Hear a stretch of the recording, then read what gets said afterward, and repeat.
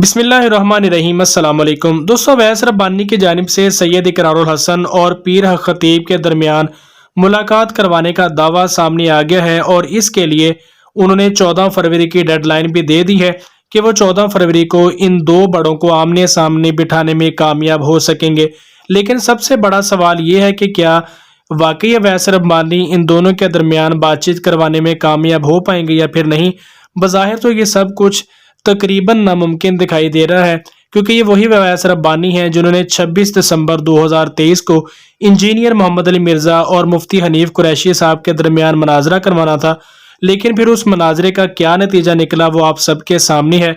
ये दोनों इंजीनियर के साथ मनाजरा करने गए थे, लेकिन इनको अकेडमी के अंदर भी नहीं बुलवाया गया। ये बेचारे सफ़र करके भी गए और खुद और अपने पल्ले से नाश्ता करके वापस आ गए, लेकिन इंजीनियर के साथ मुनाजरा नहीं हो पाया, क्योंकि इसकी वजह यह थी कि अवैस रब्बानी ने खुद से ही 26 दिसंबर की डेडलाइन दे डाली थी। इंजीनियर मोहम्मद अली मिर्ज़ा की तरफ से कोई रिस्पॉन्स नहीं आया था। तो अब ये भी एक सवालिया निशान है कि वाकई अवैस रब्बानी सैयद इकरारुल हसन और पीर हक खतीब के दरमियान बातचीत करवाने के लिए कामयाब हो जाएंगे या फिर नहीं, क्योंकि अब अवैस रब्बानी ने अब भी तकरीबन खुद से 14 फरवरी का टाइम दिया है और शायद पीर हक खतीब की जानिब से इस बात की तईद की कोई भी वीडियो सोशल मीडिया पर नहीं आ सकी।